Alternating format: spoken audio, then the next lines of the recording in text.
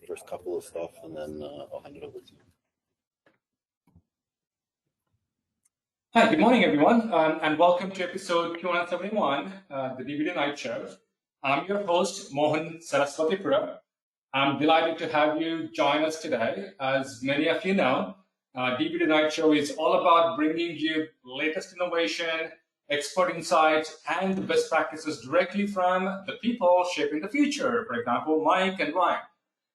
Today, we have an exceptional topic, advanced block space management, a powerful set of features designed to enhance DB2 logging capabilities, improve database resilience, reduce operational overhead around the transaction log usage.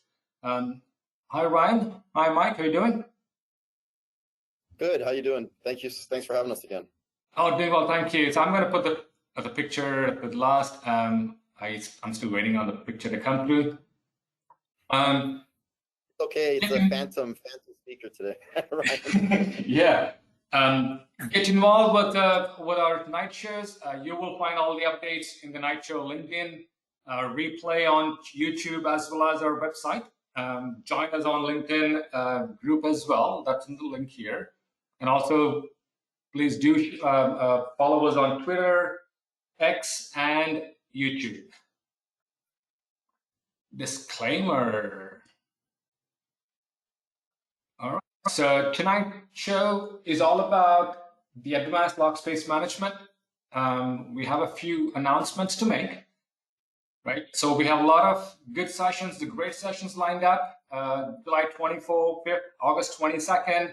And based on the previous, the presentation and the request, we accommodated this presentation and 274. That's again an additional session. It's going to happen on September 12th. That's again with Michael. He's going to talk about unlocking recovery, the key to solving everyday problem. These are all on demand. This is really going well. Thank you. Please do register as and when we publish. An online link is going to come in end of day today for July 25th. And please do register for the session. Right, DBI performance webinar. So DBI product can help you in solving a lot of performance issues. Please do download the demo session. Go to the demo PHP session. You will see a lot of videos about how it is helping fine-tune the DB2 and then SQL Server performance as well. Thanks to our sponsor, DBI, smarter tools for smarter people. Right, so you will see a couple of questions coming on your screen, the polling questions, and please do answer. What version of DB2 you're running?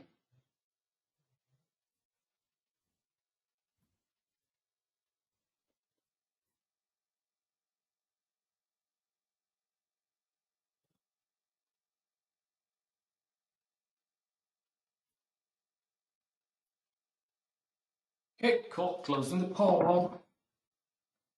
Sharing the results. So we have 67% on 11.5.8 and above, 50% on lower than 11.5.8. I think I'll have to add 12.1. Are you planning to upgrade to 12.1? Answer should be yes. Right.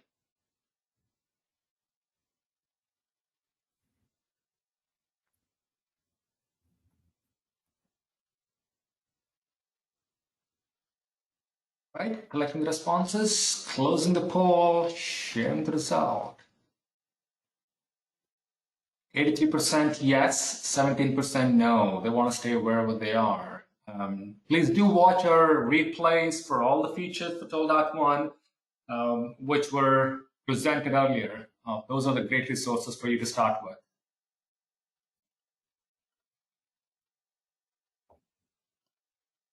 What are your environment challenges?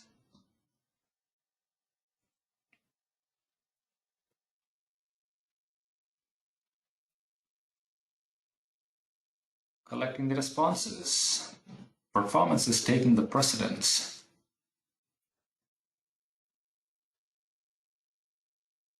All right, collecting the response, closing the poll, showing the result. 33% performance, 17% availability, data growth about 33% and other 17. Yeah, so Michael and Ryan are going to talk about the availability here, 17%.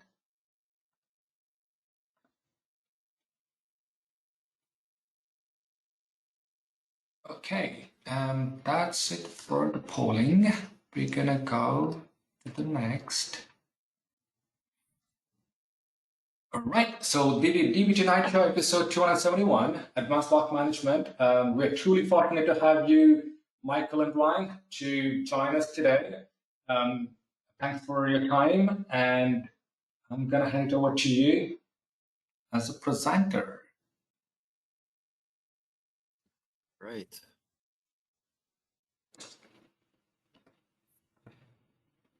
Okay, you should see a pop-up. Yep, I got it. And you see the slide deck? Screen. Oh. Yeah, I see full screen. All right, good. Let's get rid of the side panel there. Go. Okay, perfect. You see it moving? There we go. Great. I see it. Okay, awesome. All right, thanks a lot, Mohan. Again, thanks a lot for having us. We've been doing a lot of good stuff here in the lab, and so any opportunity, we love to be on shows like this and talk about the great technology that the folks over here have been working on. Today, like you said, we're going to be talking about advanced log space management. Feature came out in 11.5. We've done some performance improvements to it. We've done a little bit of work in 12.1, more making it more mainstream for specifically SAP environments. We are looking to do even more with it in the coming, I want to say years, but in the coming releases. So we do want to do a little bit of a walkthrough. It is an area where we're getting a lot of interest from customers of late. So myself, Ryan, we've been doing a lot of presentations to customers one-on-one, but this is always a good forum to get this information out to the masses. So like I said, thanks a lot for having us here. So it is myself, Michael. I am joined today with Ryan. Welcome, Ryan. Thanks, Michael. So yeah, just to introduce myself a bit, I joined IBM 10 years ago, right out of undergrad. I stuck with not only with IBM, I stuck with this my area with availability recovery for this whole 10 years. And this advanced log space management, I think, is one of the first large project I started with, and then also saw the entire process. So yeah, I'm always proud and eager to show off this feature and then get more users onto it. All right, awesome. Thanks, Ryan. And for myself, it's you got me, Michael Roecken here. So for those that don't know me, I've been with DB2 since 2000. Started in backup and restore, then worked my way through the different areas with PureScale, moved more into the recovery area, transaction management, log management, HADR. We're dabbling a little bit in upgrade these days as well. So we've done a little bit of everything with availability. So that's who you got here today presenting on the topic. Before we go forwards, like always, you've seen this before, we got a little safe harbor statement, pretty much our disclaimer. Most of this presentation is content about what's already out and available to you. If we do have enough time at the end, we do have a little bit of stuff about our future statements, some things that we want to be doing really in the near term. So as always, there's, whatever we say may or may not happen. So we got to splash this one out there. Today's overview, like I said, advanced log space management. We'll give you a little bit of an overview, sort of a motivation of what is out there. Like, let's say a couple of years ago, what were some of the pitfalls and problems that customers have with log space management? And then, like I said, show that motivation to where ALSM sort of fits in and where we've gone with it. And then we'll talk a little bit about the technicals behind it, what it can do for you, what it can't do for you. This is a feature that sort of has expectations. It's sort of built on a very specific model. So being very clear on what it can do and what it can't do is sort of an important takeaway here today. So we'll talk about that. Then we'll talk a little bit about monitoring so you can see what's happening under the hood. And then, like I said, we'll end it off with a little bit of a future statement of what we want to fix up and how we want to grow ALSM. ALSM, because of the advanced word, is sort of a blanket statement. There's some main features you'll see in a second where we're trying to solve the transaction log full problem, but it does open the world or the door up to doing more autonomic log management. Log management is one of those things where, if you look at the configs, about just under half are all log management configuration parameters, very difficult for users to sort of manage themselves and keep track of. So anything we can do in that space to make life easier for our customers is exactly what we want to do. And we're kind of throwing that all underneath advanced log space management. So anyways, to dive right in, I'll hand it over to Ryan. He'll walk us through the first few sections. All right, thanks. So before we even get into the advanced log space management, we got to talk about what the log space and log space management as a base is. So a bit of a refresher first. The log space is defined by three configurations: log primary, log second, and log file size. Where the log primary and log second is the number of files, and then log file size is, of course, the size of the files themselves. So you do the math here, and then the number that you get will be the total maximum active log space. We mark this as a maximum because there's also a concept called fixed active space, where the log primary is a predefined space where the data DB2 must have on disk in order to operate. So this space will be protected by physical files always being there. And then log second is allocated on demand. For example, when there's a workload spike, it will be allocated on demand. And then as the workload subsides again, slow over time, the files will be removed back down to log primary. And then for log space management, the load trend and minbuff is the two main concept that comes into play, where load trend is the first log record with the oldest open transactions. So it's a transaction that has not committed, and it could be potentially used for rollback or crash recovery. And for minbuff, it's the oldest log record that's held dirty in the buffer pool, so not flushed to disk. And then this is kept on locally as it's also needed for crash recovery. So for the fixed log space, just to illustrate, for the example here shows a log primary having eight files. And then for database, DB2, we need to save the oldest log file that contains the lowest of the load trend and minbuff, which is the file itself is called head extent. And then we need to keep this locally for crash recovery performance. So anything that's needed for recovery, we keep locally. And then in this example here, it illustrates that the load trend is in log 0, whereas minbuff is in log 4. This means that the older of the two, load trend is in log 0, so we need to keep everything from log 0 and onwards. And then it's not necessarily that the load trend is always lower. It could be either or. It could be that minbuff is older, and we still need to keep that older file. So in this case, as transaction goes, you start filling out files, and then you just used up log 7. So you need a new file. You want to allocate. We want to allocate the next log 8. However, because the oldest log 0, is held back by the load trend, where it cannot allocate this log 8 or the 9th file. So this is what we call transaction log full. The next transaction that needs to write log record will fail, and then the user will need to address the issue in order to continue.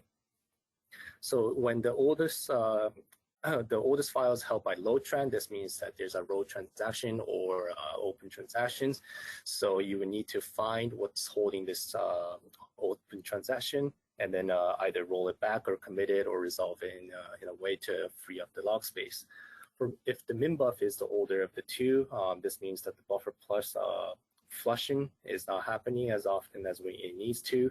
So you can either explicitly flush buffer pool by doing a flush buffer pool command, or configure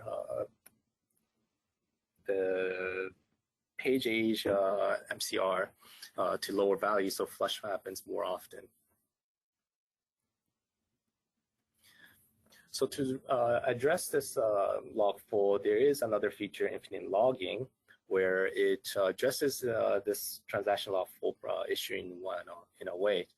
So by configuring log second -1, this tells DB2 that we're allowed to use, we're allowed to move off files that's still needed for crash recovery or any type of recovery.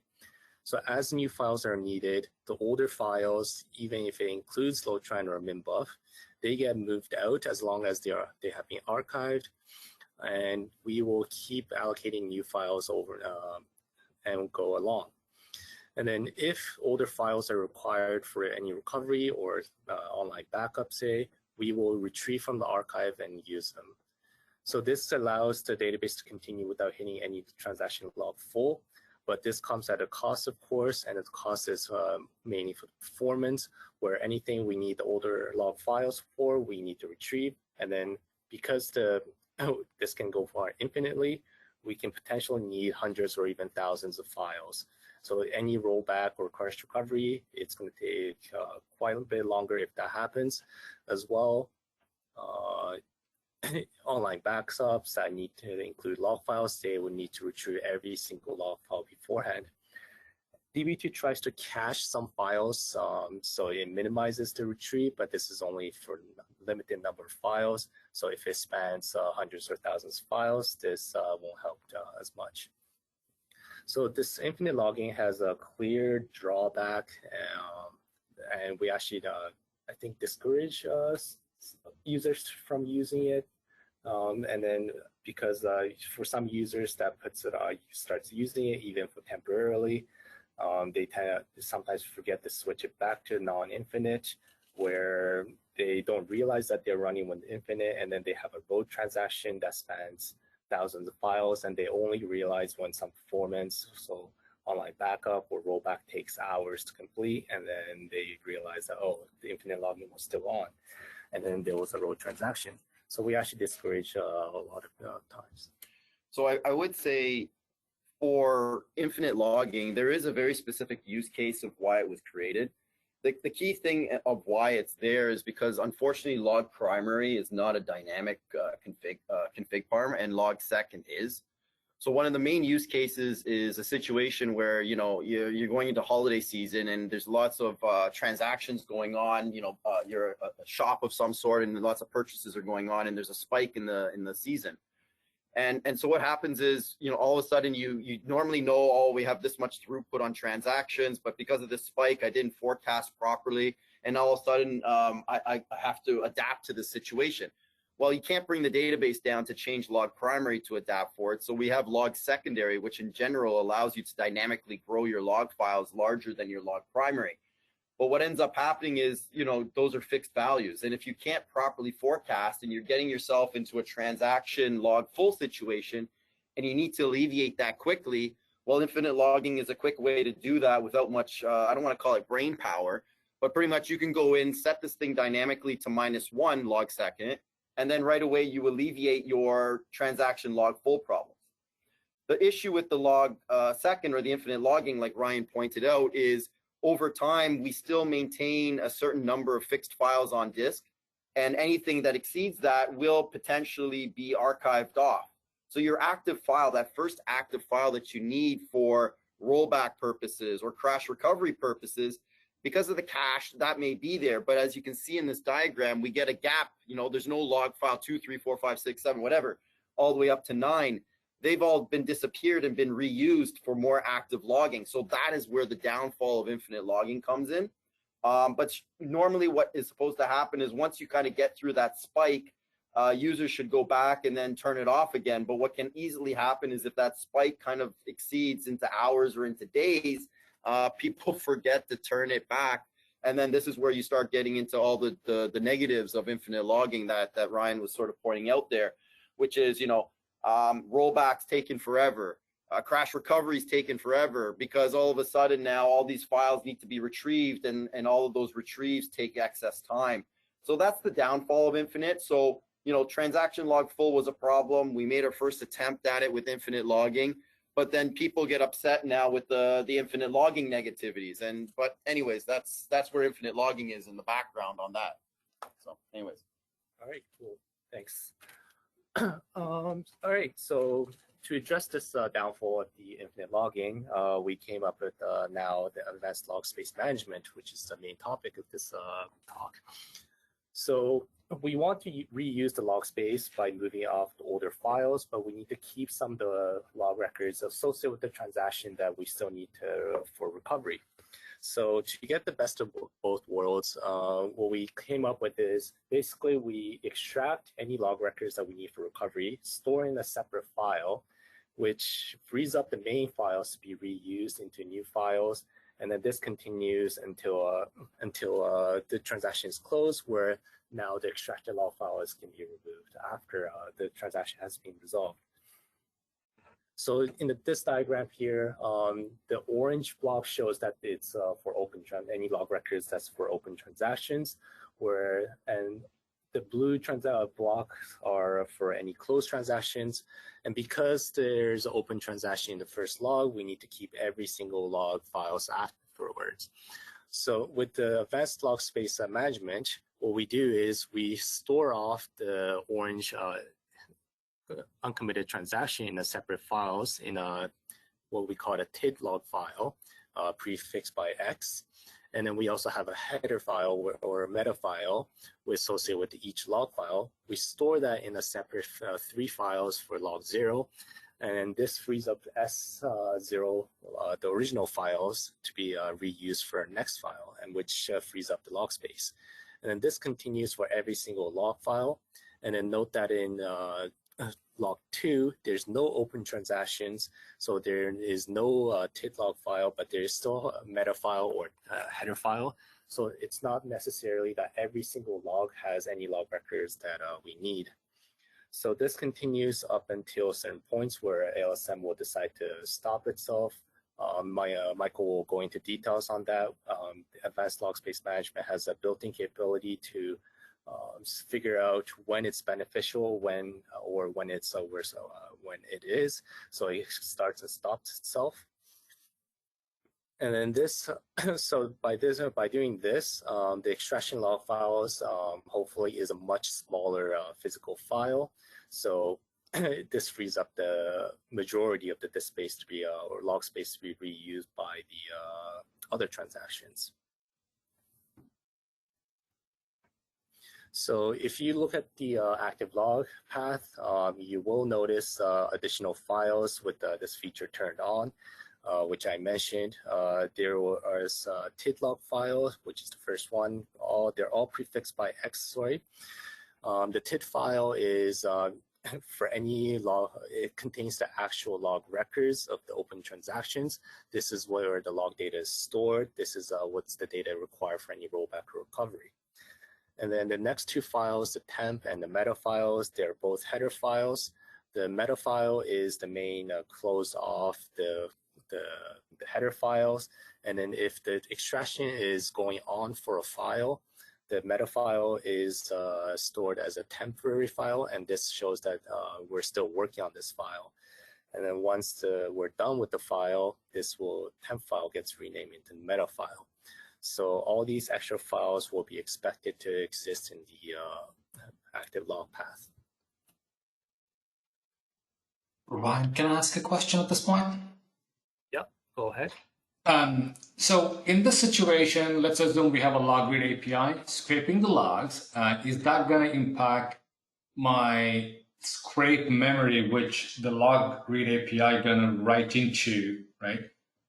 What impact you would see when I have the extract log sitting outside of the transaction log? So yeah, to be honest, let's come back to that question in a few slides. Okay. The only reason why is we're gonna go through. You're talking about the relog API, so replication. Yep. You're gonna see us talk about how the X files interact with the various applications or the log reading applications on the database, and that question will be answered at that time. Great. And you'll probably see that answer doesn't pertain, because extraction log files are not actually used in replication. We do need the active log files for that. So hold that thought, and when we cover the replication part, I'll remember to come back to it, and I'll prompt you, and we'll have that discussion again at that point. Okay. Okay. All right, great question though. We get asked that sometimes. funny enough, the question just came up like this week in a customer question. So yes, we will specifically address that in a couple of slides. Great.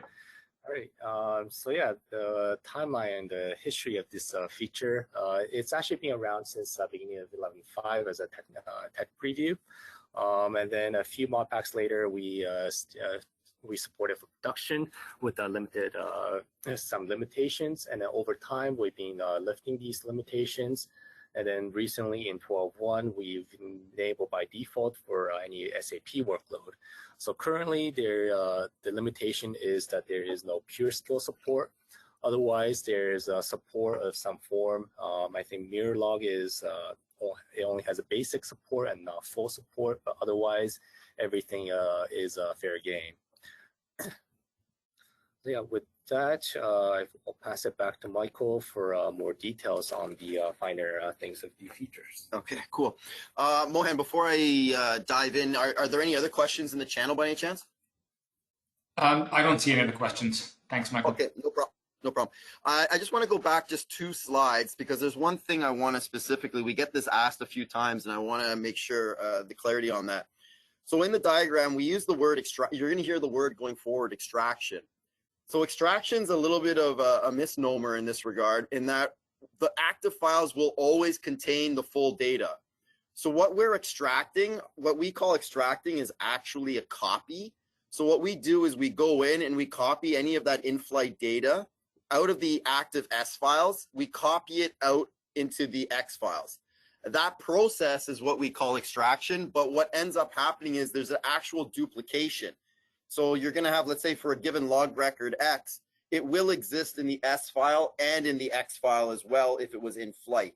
So what that means is in the worst case scenario, if everything is in flight in a given active file, that X file will be the exact same size, most likely larger due to some sort of metadata that we store, like header information. So that's one thing to keep in mind. So what that means is extraction or ALSM in general works best in very specific environments or workloads. And those workloads are long-running workloads that log very little while running with very short-running committing workloads. Okay, so OLTP environments. Okay, so for example, loads. If you have a load can run a long time. It logs very little at front, and then it sits there forever. And so then you have all your other IUD workload, insert, update, delete workload, and then those are the ones that usually got the tran full because of this old load that's hanging around and is just hogging up the log space. So ALSM for that is exactly a perfect model because in that situation, what's in flight is only a few log records from the load, and then that's what we end up extracting out while everything else gets committed and we don't touch those log record data. So when you look at the final picture, when we finish log file 0, we'd have very small X data, like file size data for the X files would be very small, but the S file would be very big. So in that situation, we're gaining a lot in terms of being able to reuse that active file for new log record data while maintaining a very small portion of what was in flight in the X files. Okay, so that's one thing I want to point out because as we go forward, people usually have that question. I'd like to make sure that the people are clear on what that physically can look like. And you'll see in a couple of slides, we'll talk about the disk space footprint and what we recommend on that as well. Okay, so we have active files that are the S files. We have the extracted or copied data in our cool X files names. We wanted to be cool and use the nice X files. But anyways, that's our picture. Okay, so diving in, we don't get this by default. All right, as of right now, it's an add-on feature. And what I mean by add-on feature is you got to enable it. Okay, it's there in the DB2 engine, but it's not on by default. The reason it's not on by default is sort of in line with what I just said, which is it's very specific workloads. And for us to work in every type of workloads, especially warehouse, where you have a lot of monster transactions are one of those where, you know, everything is being extracted. It's duplicating the physical footprint. Is it really achieving a benefit for the user? I guess some people will say, well, yeah, it's avoiding my tran full. But the other side say, oh, but now I got double the disk space requirement, and now that's a hindrance to me. So this is sort of a tug of war match, so to speak, what we've had internally. So that's why it's not on by default, because to be on by default, we want to be always providing a benefit, and we always want to ensure that we don't, solve one problem but create another class of problems. Okay, no one wants that. So anyways, it's available with this registry variable, as you see here on the screen. You can turn the registry variable on at any time. It's dynamic, and you will start getting the extraction sort of functionality. Okay, so to get this though, you do have to have archive logging. Again, circular and retain. Circular, it has, you can still get transaction log full, but for the main situations that we wanted to work on is the archiving. When we deal with circular and retain, we get into the physical space sort of question, if you want to call it that. So we avoid that altogether by just focusing on archiving, which means as soon as the data is done, it's archived, then we can run extraction on it. And as soon as that's done, the file can be reused for new data. Okay, that's the simple model of how extraction works. Okay, it's all done by a new EDU or a thread. We call them EDUs, but threads. So if you hear me say that, it's the same thing. You'll see this in the listing of the EDUs, the log X EDU. And what it does, funny enough, Mohan, it's running an internal read log API. Okay, so it's almost like an internal replication. The only difference is we look at everything. So it's constantly running read log API. The numbers that we have on that is read log in general runs about at a 2% hit on the database. So in general, the 2% hit was within means to have this running. So that's of no real concern to us.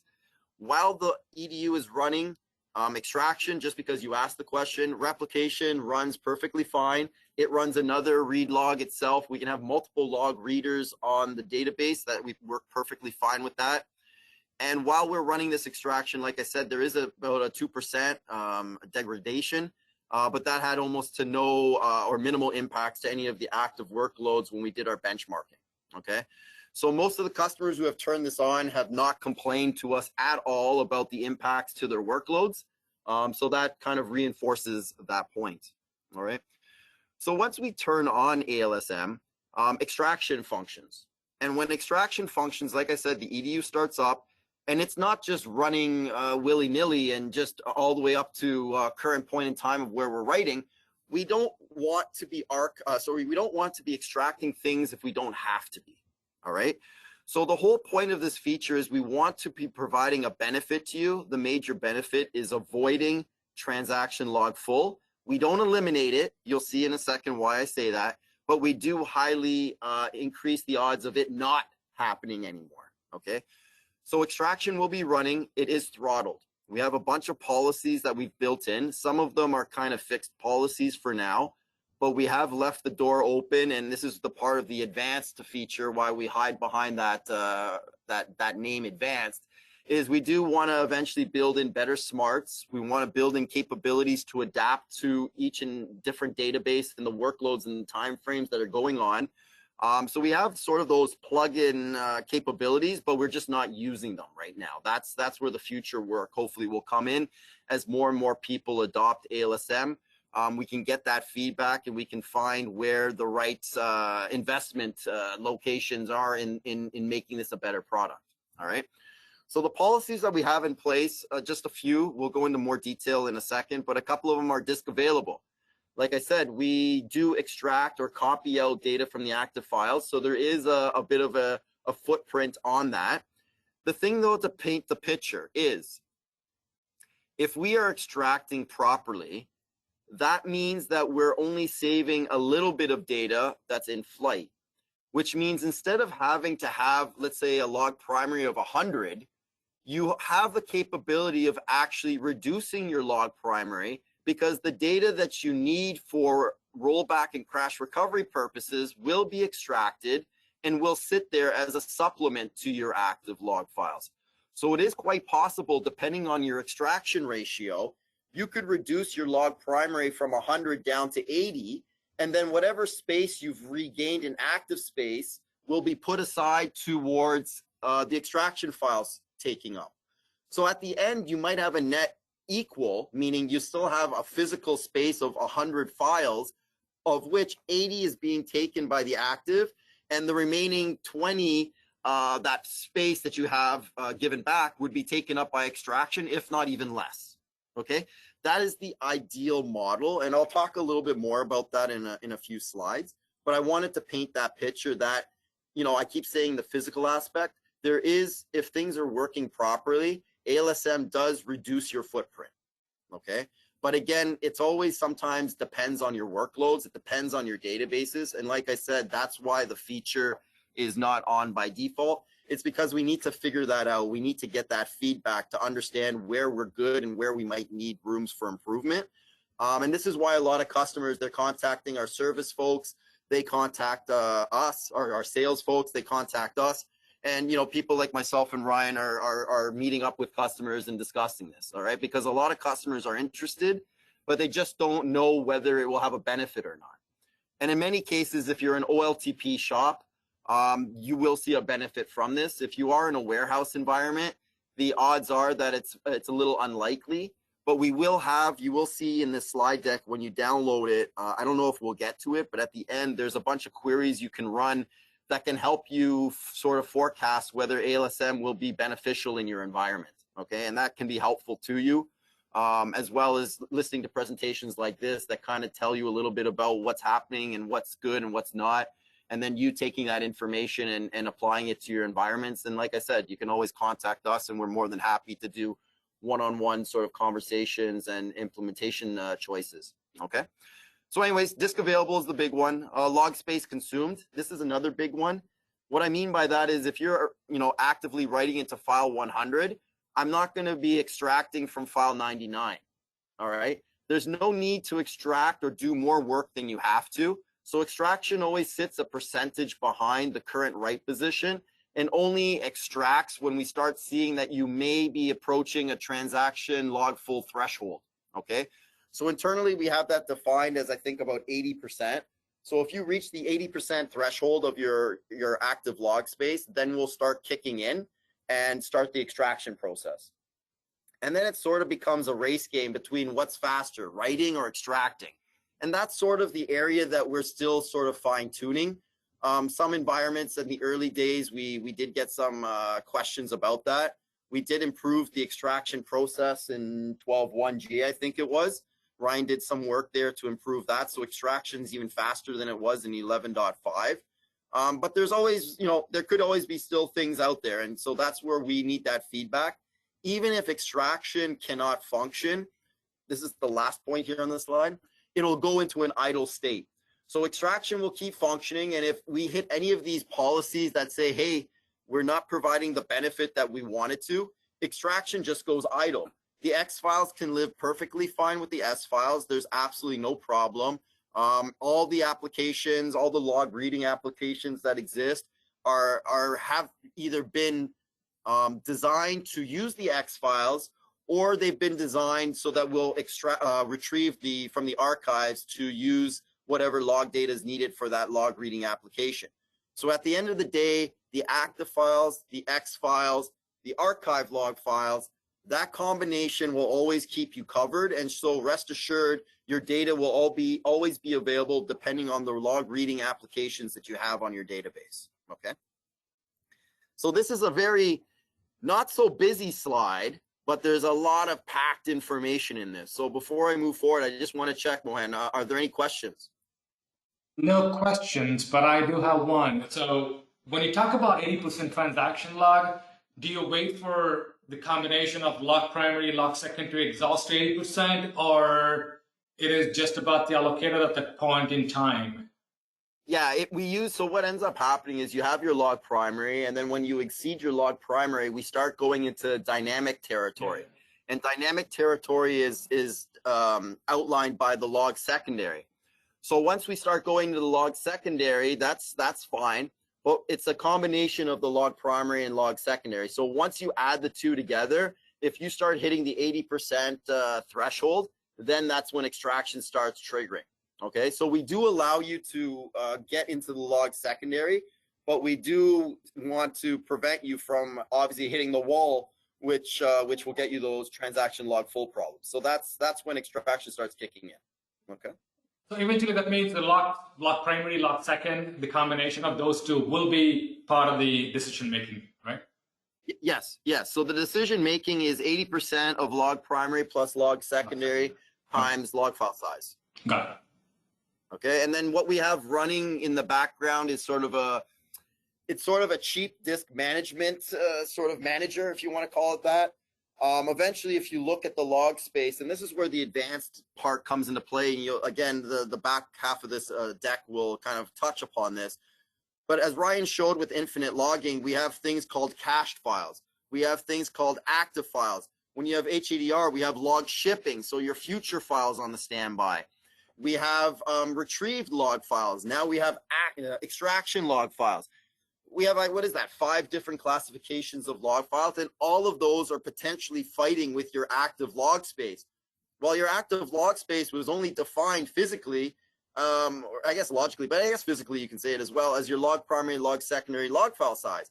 But we cheat and we use cached files in there. We retrieve, if you don't have an overflow set, we retrieve into subdirectories under there. X files go into there. Log shipping goes into, so imagine you have all of those things moving and you only were defined as your log primary, log secondary times log file size. You know, you can see that becomes a bit of a pressure point in terms of physical file space. And so we realized that, and we came up with another registry, config parm called log disk cap, which is where we want to go to replace all of this, which is instead of giving us this primary, secondary log file size, you tell us, here's a terabyte for logs. You figure out what's the best way of allocating and maintaining so that my database stays functioning and always has the data available that it needs with as little impact in terms of retrieve times or wait times, whatever you want to call it.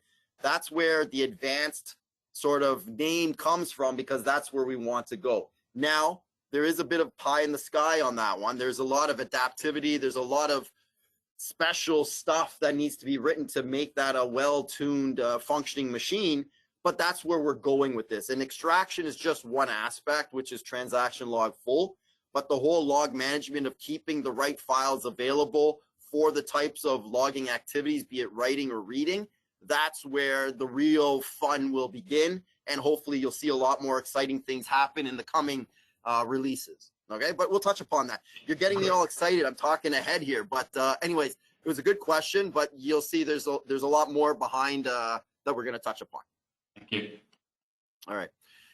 Okay, so a little bit more on the idle. So like I said, if we're not providing a benefit, the extraction process goes into an idle state. Idle can happen for a couple other reasons. Log archiving. Okay, so this ties in closely to your log archives. So if you have, let's say, vendor, and your vendor's slow, or a lot of people are going to remote storage. Remote storage can be slow these days if you don't have the right network behind it. You're going to see backup. And what that means is you start seeing pending archives. So files that are sitting in the active path, but have not had the chance to be archived yet. If the file has not been archived yet, then we will not extract from it. We will not extract from it because that will kind of duplicate the physical footprint. And we're trying to avoid, getting into problems where we're duplicating data. So there is an algorithm that sits there that pretty much waits on making sure that the file is closed from writing, has been archived, and at that point, extraction can begin. So if you have a problem with your archives, if they're not healthy, then your extraction won't be healthy, meaning the extraction won't function, which means you run into a chance of hitting still transaction log full. So a lot of times if you're in an archiving environment, especially if you're using a vendor or remote storage, disk not so much, because disk is always accessible, and usually, unless it's NFS, there's not many problems with that unless you got disk full problems. But that's another topic in another presentation for another day. That's the next one in September. Here, what you want if you're using vendors, you want to look at fail arc path. So if you have fail arc path set, usually that will point to somewhere locally. It only is a disk location. So you'll point that into another file system that's not your active file space. And what will happen is if we have problems archiving to your log meth 1 or 2, then we'll use the fail arc path. And when we archive to the fail arc path, it goes there, and then there's a retry mechanism that will try archiving to the final destination, which is your original meth 1, meth 2. But as soon as it goes to the fail arc, the file locally, the S file in the active path can be reused. And so that helps with extraction to function again, because that looks like it's been archived, and then everything seems like it's working from a functioning perspective somewhat well. Okay. Mon get transaction log, db2pd-logs. Those are your friends. If you don't have any type of scripting written around those, we highly suggest you do. You'll see some pictures in a few slides, but it tells you all about your logging space, being it your active, your extraction, your archiving. It gives you a snapshot into the health of your logging space, okay? And it will tell you when archiving is slow. It'll tell you when it's sick. It'll tell you when extraction is sick or when it's idling. We have another new feature that we added in 12.1 where we have archive. If we archived and the file somehow had a checksum failure or something, there's a corruption or something, we tell you that there's archiving failure. So there's a hole in your archive. So you need to get over that hole. Otherwise, you have a recoverability problem. So that's another slide deck. That was the last one, I think. So those are all things in archiving. That's very important. So archiving is a key, health of your archive is a key feature for extraction. All right. Ryan talked about motivation before, page age, MCR, and GCR, buffer pool. All right. They all link to buffer pool health. Making sure that you're flushing your data on a regular basis. The default's about 240 seconds. Some people may want to increase that. Some people may want to decrease that. But if you do increase it, that means you're not flushing on a regular basis. All right. Flushing is important because it controls minbuff. As Ryan pointed out in the earlier slides, low-tran and minbuff are two key factors for recoverability, crash recovery specifically. For crash recovery, all data less than minbuff, we populate to rebuild the transaction table. We need that because once we reach the end of logs, we need to undo stuff. You need to populate all the in-flight transactions. But anything that is less than minbuff, any log record that's less than that minbuff value tells us that it's on disk, which means there's not necessarily a replay action. So we can just churn through those log records really quickly. But as soon as we reach minbuff, every log record from minbuff onwards needs to be replayed. So when every log record needs to be replayed, we now lose the capability of selectively picking log records to extract out of the active files. All right. So what that means is anything less than minbuff or anything between low-tran and minbuff, we can selectively pick and choose log records out of it. In this case, the in-flight data. But as soon as we hit minbuff, everything needs to be extracted. We don't do that because, again, we run into the disk duplication problem. So as soon as we reach minbuff, we stop extracting. And so, again, if that means if your buffer pools are not flushing on a regular basis and you have it set to, like, I'm being theoretical, 5 hours, well, extraction will be 5 hours behind. And so that's just not going to help you for extraction benefits. It's almost as if you have nothing going on. And most likely, unless you have an enormous log space, you're going to run into a transaction log full problem. So having a finely tuned buffer pool flushing is very important. That's something that is workload based. You need to see on your workload what that looks like, and then you tune accordingly. All right. You'll get those error messages. You probably, if you hit transaction log full, you've probably seen them before. We tell you when you hit tran full, if it's a low tran, what open transaction is the problem. If it's a buffer pool, we tell you that it's dirty pages. So those are the things that you can use to help you figure out what's the right tuning mechanism for your database. All right. There is a little bit of trial and error, but I think for most people who are familiar with DB2, that's something that kind of unfortunately goes with the territory. But again, that's hopefully something over time that we can do better and do better autonomics on that sort of thing. But that's a distant future statement. Log consumption, like I said, that's what we talked about before. If you start reaching that 80% threshold, then we'll start extracting. We don't want to be too aggressive because being too aggressive takes up disk space and also puts a bit of an impact on workloads, chewing up CPU, which we don't want to do. So that's sort of a fine balancing act that we do, and we're trying to always, win on that balancing act. But sometimes, things could go wrong, and that's what we're still figuring out. But again, that's one thing that so far the feedback's been positive from customers. Another major one, and this is for the warehouse environment, we call it the high extraction ratio, or the monster rule. So imagine you have a couple of transactions that are literally doing all the logging, and they stay open for a long period of time. They will take up primarily the entire active log space.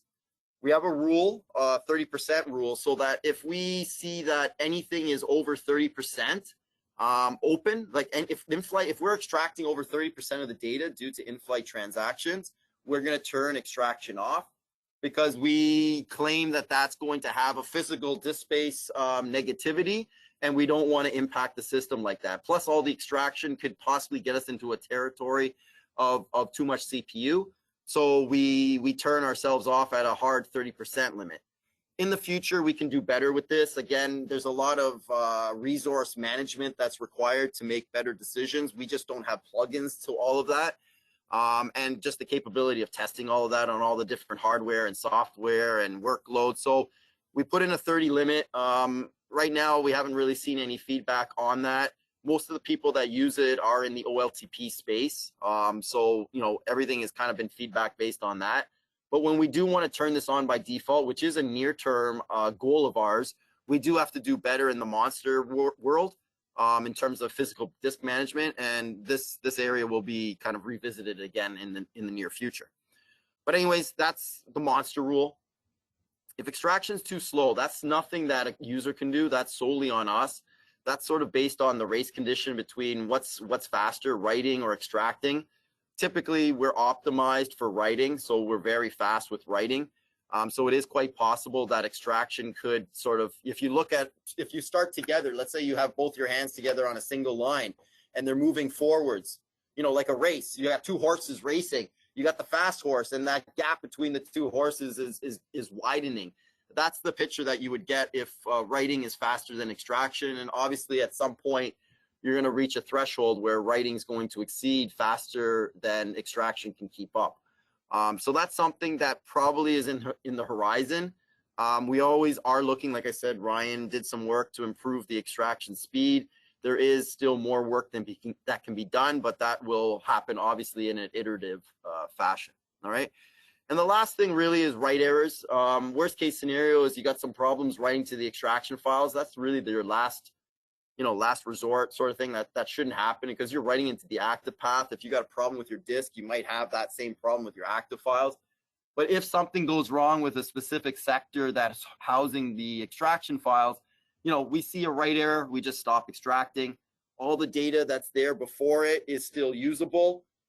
It's not going to go away. We will use that for any, you'll see that in a second, we will use it for any open rollbacks or crash recoveries.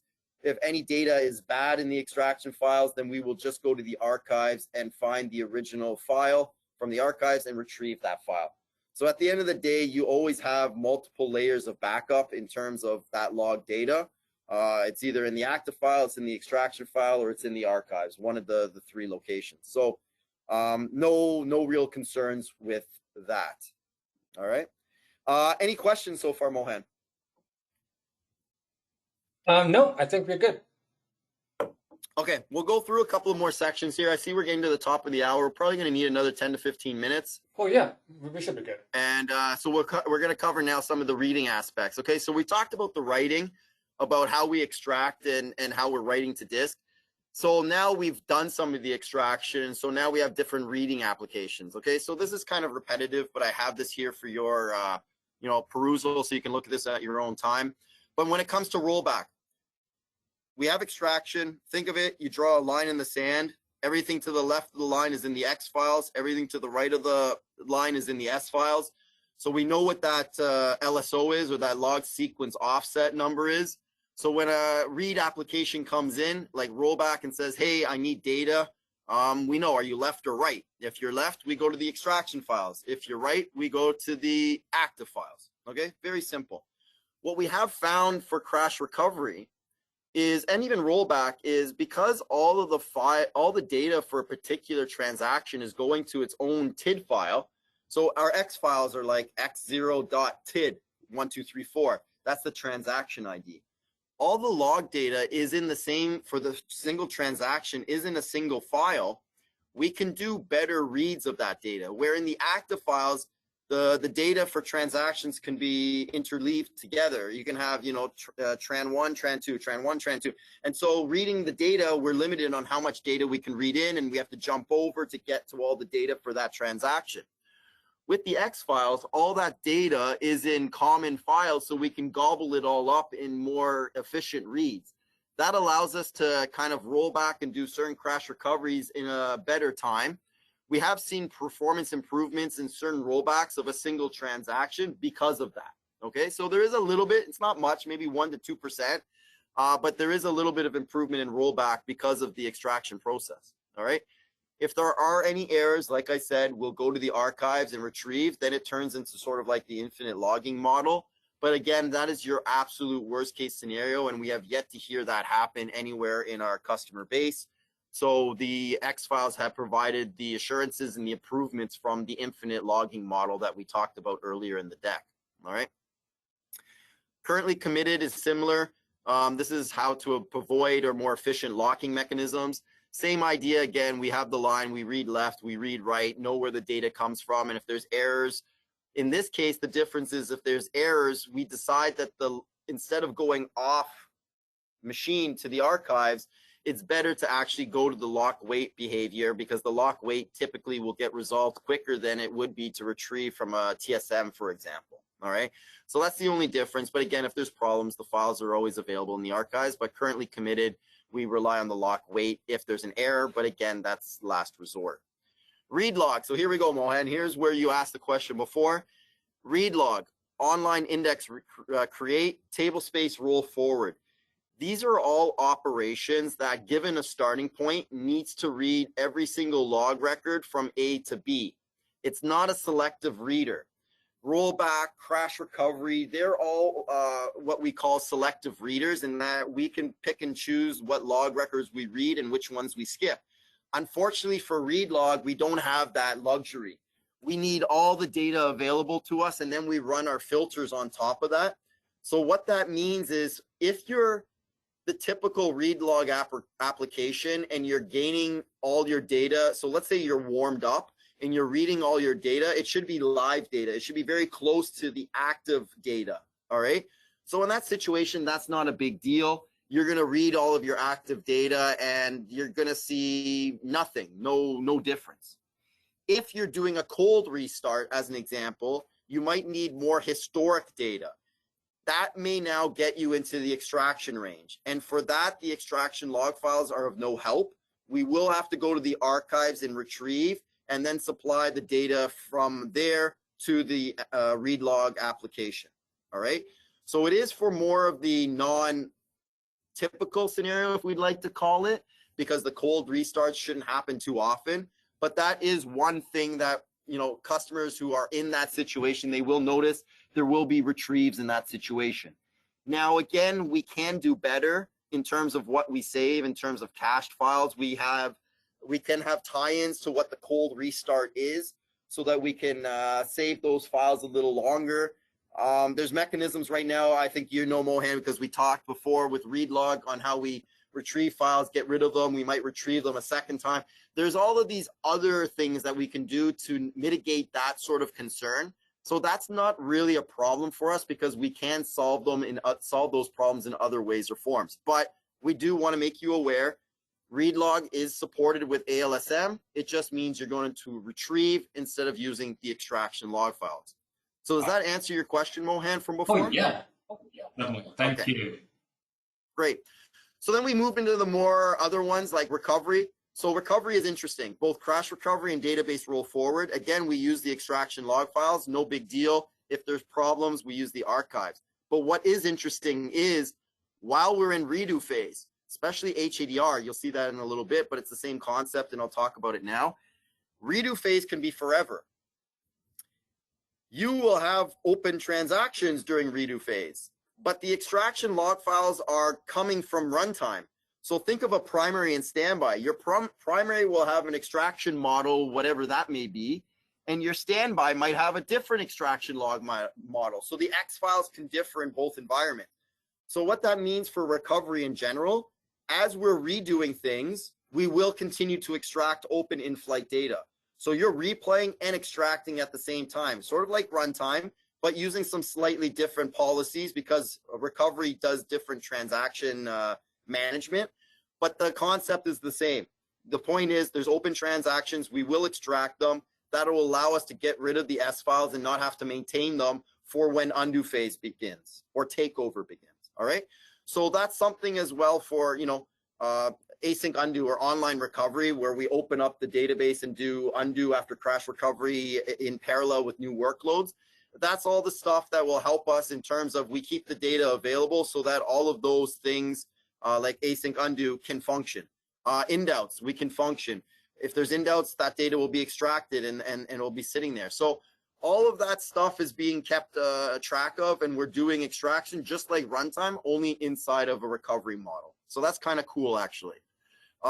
Set write suspend, snapshot backup, extraction files are all part of that. So when you snap off the active log directories, you'll get the X files for free. They'll be part of the starting point for the recovery after an IDB.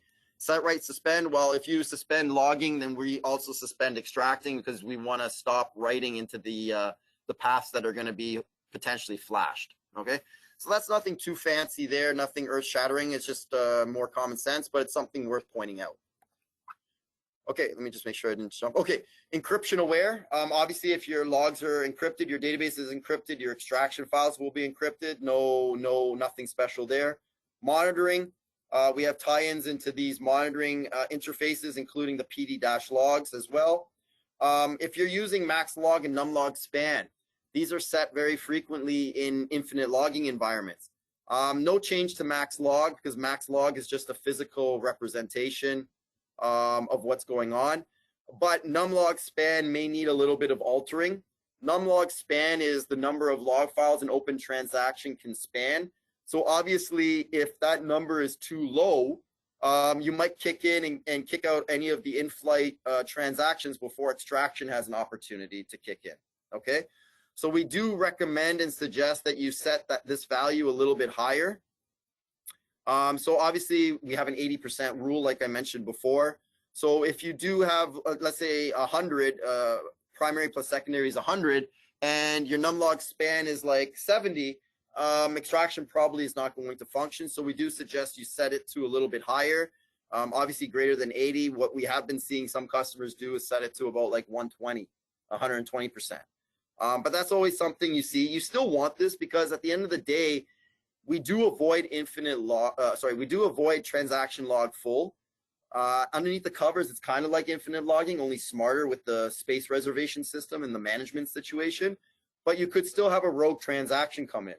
And you don't want rogue transactions chewing up the disk space unintentionally. So having these sort of boundaries set up with max log and numlog span, it's still recommended. It just needs to be tuned nicely so that it works with ALSM.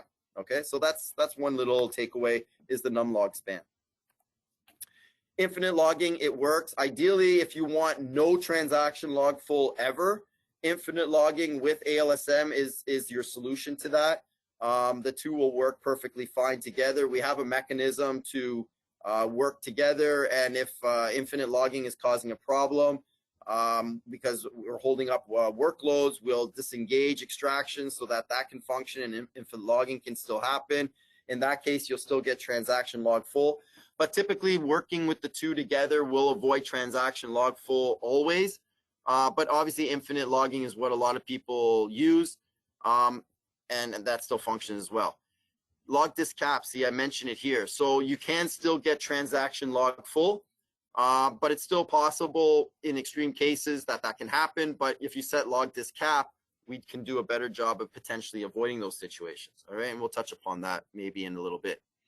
So anyways, that is the core of ALSM and extraction. All right. That was available as of 11.5 mod 6. What we did now is a couple of additional add-ons, and I'll talk about those before we wrap this up. I'll go through these a little bit more quickly. Mirror logging. Right now, we only work with the primary log path. We only write to the primary log path, but we can read from both. So at the end of the day, we will be able to use your whatever you've extracted for crash recovery and rollback purposes if one of the log paths go bad, but we will not be able to write into the mirror log path. All right. So if your primary goes bad, we will still be able to read data and do extraction. But if your mirror starts going bad as well, we will start having problems of writing at that point. And so extraction will be, that's a write error sort of situation, and extraction will just disengage and you can get into transaction log full. So mirroring, there's a little bit of basic support. That's what we call it because it's a very specific use case. Ideally, we want to have full capabilities on it. We just haven't built that yet. Okay, so if you have mirroring, just keep that in mind. Otherwise, this was built for SAP, specifically this feature. A lot of their customers don't use mirroring, so that's why it wasn't there out the door. But it's something that we do want to improve, and it's probably one of the first ones we want to look at to make it more readily usable for more environments. All right. Backup. Okay, so as of mod 6, we now include the extraction files into backup images. From your survey, it looks like most people are probably at the mod 6 or higher level, so that's a good thing. I would say if you're not at mod 6, don't bother with ALSM. As soon as you're at mod 6 or higher, definitely take a look at ALSM. Backup and HADR support was there. Extraction files are included. So what you will see, I'll show this diagram because this is easier. What you will see is this is where, your current transaction picture looks like, your log management picture looks like. Backup starts, but you had a bunch of X files. As soon as backup starts, we grab minbuff. So at this point, that is your starting point for recovery for your ensuing roll forward. So whatever you've extracted will make the backup image. Extraction will still go on because it still wants to avoid transaction log full during active workloads. But those new X files, since the backup was started, will not make the image because they're of no help to us because minbuff is sitting back at this point here. So what you see here is minbuff is sitting, let's say, at S5. That means I need S5 onwards for an ensuing roll forward, and I can have anything less than S5 in the extraction files, and that will be used for roll forward. And that's just the way it functions. There is a new feature coming out in mod 3 where we will save files on disk longer for online backup, include logs, which means we avoid the need to retrieve. So that's going to be a help to a lot of people as long as you have the physical disk space for it. It ties into log disk cap. So pretty much that will happen, and you'll have that capability to avoid retrievals in the worst case scenarios in this diagram. But typically extraction files will be included in the backup images, and they will be automatically restored. Not like log target, which is used for your active log files. X files are considered like a database object. So when you do any type of restore, we automatically restore those X files. We ensure we know what your log path will look like in your final after the restore. So we make sure you have enough disk space for that up front. And if that target log path is no good, we will fail the restore. That's sort of a new behavior because a lot of times what happened was if the target log path was no good after restore, we defaulted to the default log path. And then that wasn't big enough and people would hit tran full and whatnot. Now we catch that up front, so we fail earlier. So users know what the final product looks like, and that's a good thing because with transaction logs, you want to avoid the failures later if you can solve them up front, okay? So that's really X files. You don't need to know any of this because honestly, this is all under the covers working for you, but we like to tell people what you're getting with the feature. And so here you're getting X files in the images, you're restoring X files for free, and recovery uses them and continues extracting new data to make sure that your footprint on disk is not blown out of proportions, all right? And this just talks about what I just talked about with the restore situation. So the last new feature that really was with ALSM is HADR. I talked about this a little bit before. The primary and standby are almost treated like two different databases. Primary is runtime, standby is recovery. The transaction models are different in both. That's just how we implement things. And so it's a little bit lazier in on the standby, meaning transactions don't disappear as quickly, where in runtime they disappear more quickly. So what that means is when we extract these log files, when the transaction commits or aborts, we no longer need those X files. So we do have a mechanism to clean those up, not instantaneously, but within probably a minute or two. We'll go through as we do our next scan. We'll find that the transactions have been removed from the tran table, and then we will go out and remove any X file data. As head extent moves up past, up files, any X files less than head extent, we will clean those files up as well. Okay, so there is a constant cleanup going on. The primary and standby is a little bit different because, like I said, on the standby, we don't remove transactions quickly. So what you will see on the standby specifically is potentially your physical disk footprint may be a bit larger. So you might look on the primary and say, hey, my first active file is like 50. But then you go to the standby and you see first active is 20. That's okay. As long as you're not running into, you'll see the alerting mechanisms. As long as the standby is still functioning, nothing bad is happening. It just means that things are happening at a slower pace on the standby, but it's still working and functioning, and it will still stay within the realms of what your configurations are. It just does things at a little bit of a slower pace. Okay.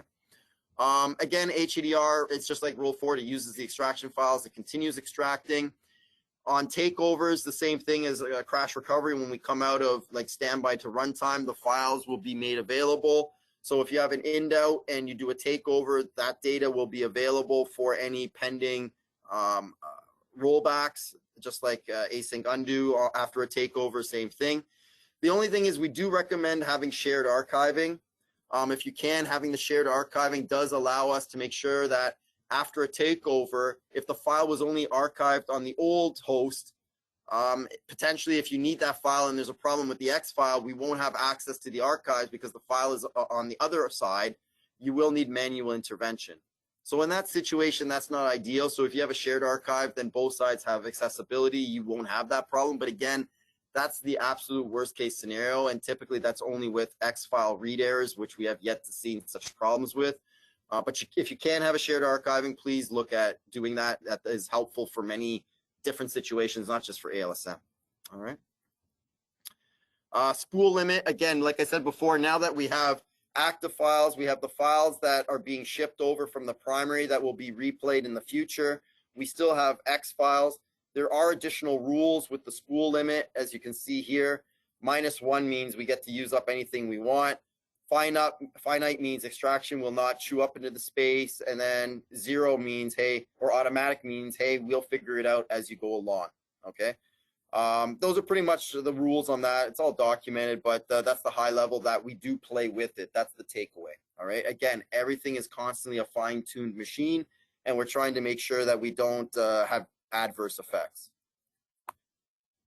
Future support, we're hoping for PureScale one day. We are looking probably for mirror logging first, and then PureScale. There's a little bit more with the log management in PureScale and doing it across different members that have some complications. So that one's going to take a little bit longer. Circular retain, no plan, just because there's just no wants for it. If people want it, we'll look at it, but right now that's not in our roadmap. PureScale and mirror logging is. Disk space, like I said, we recommend 20%. So whatever you have right now, if you have a fixed space of 100, I suggest adding 20% more for now and then fine tune from it. Like I said, if you're finely tuned that machine, you will be able to reduce your primary space. And so with that, that 20% will be given back. You can reduce that and hopefully you'll get back into the original 100 because we're extracting efficiently and you don't need that extra space. So again, I suggest you start at 20 extra and you can scale that back once you kind of monitor how extraction is doing. Over time, we will do a better job of figuring that out. That's where log disk cap will come in, okay? Yeah, I mentioned that. If you do have the capability, set up overflow as a separate log path as well. That means any log retrieving you have to do for recovery or replication will go into a separate file system and not put pressure on the same file system where your log shipping is going, your active is going, and your extraction is going. So use that at your disposal, have log retrieves or your overflow point to a separate log space outside the active, okay? So that's a little hint or a tip if you want to call it that. I would normally go a little bit more into monitoring, but there's not too much here other than look at the slides and the diagrams help you a lot. That's all what I'm going to say at that. So I'll show it. We have monget transaction log. It shows you all the things and all the different parameters you can look at. We have unit of work, which you can use as well. It's tied into SAP. So if you are an SAP shop, they have built into their cockpit. It's a nice sort of one-stop shop for that. So make use of that. Dash logs, for those that don't like the monitoring tools, we have the dash logs that tells you can see here in the red, it tells you where we're currently extracting from. It tells you if there's throttling reasons, what the reason is, so you can go look at fixing that, like if archiving is sick or if buffer pool is no good. And it tells you where we're actively extracting from, just in case we start seeing slowness problems, we can figure out why we might be slow because of that number, all right? And then if you turn on the feature, you'll see a diag message similar to this that'll tell you that log extraction has been enabled. Dash logs, if you run that, it'll also tell you whether extraction is running or not. You can turn it on by default. It'll start. If you don't like it, you can turn it off. Whatever's there will still be used for rollback and extraction purposes. There's no cost to you turning it on and off. So if you want to play with it, by all means, go do it. It won't have any adverse effects. And then the future, really, to wrap this up, like we talked about, we need to behave everywhere. We do want to turn this on by default. It didn't make 12.1, but we hope in the near term that will. Pure scale and mirror logging, that's where we're going. And really, I want to end it with log disk cap because you're going to hear this more in mod 3, 12.1.3. Log disk cap will be a physical setting. You tell us, I have a terabyte available for a log stream. Here it is, we use it, we figure out what to do with it. We need it for in-flight transactions, then we'll keep the files a little bit longer so that we don't have to retrieve. The key thing right now is when you create, let's say you have your log primary as 100 and you activate a database, and let's say the database just sits there and does nothing just to show the picture. All 100 log files are there with empty files. It's just empty data waiting, but you're writing into file 0. I don't need to have 99 empty log files sitting there taking up space, especially now when you start functioning, the system makes steady state. I could be now logging at 88, but I don't need to still have another 20 active empty files there. I might want to keep files around because I have replication going on. I might want to keep files around because of an online backup, include logs going around. I might need it for, other replication purposes. This is all what log disk cap is going to be about. We're going to realize you're going to have enough files for writing, maybe let's say 3 or 4 ahead, so that your writing never slows down. But we're going to cheat a little bit and have more used data stay, more cached files stick around a little bit longer. All right. That's the mechanism that we want to go towards. And then we figure out where the right files are. So if we need to, jeopardize or victimize, that's the word, victimize some cache files in regards because writing is picked up, then that's what we're going to do. If log shipping is coming around, okay, then I got to create more space for log shipping. Then I got to get rid of a couple of cache files. It's all this shifting of resources, so to speak. Where is the best use of the physical space? And that's what log disk cap is all about. Mod 3, 12.1.3 will have a new usage, like I said. Online backup, if you set this parameter to some value or infinite, we will save your cached files longer for include log purposes so that you don't have to retrieve. That will make your backups run faster, all right? So that's something to look forward to in 12.1. It kind of falls under the blanket of advanced log space management.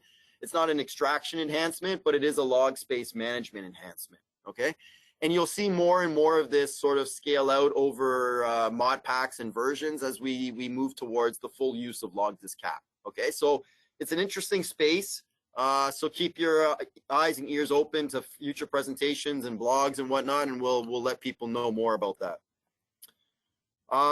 Yeah, that's pretty much all the stuff that we talked about. So this pretty much wraps it up. There is a section on advanced log space management in our docs that you can read about that kind of covers some of the things we talked about here, but this presentation obviously covers it as well. SAP is a big proponent or advocate of ALSM. They've done a lot of the dirty work for us in terms of trying it out and prototyping and doing benchmarking and whatnot. So they've written a lot of good blogs. You'll see the 4 listed here. Please go out and see that and read it, and you can see ALSM in action. You can see how it can really work for your environments. other than that, if there are no other questions, Ryan and I say thank you again for having us. Hopefully you learned a little bit what's going on with ALSM. And back to you, Mohan.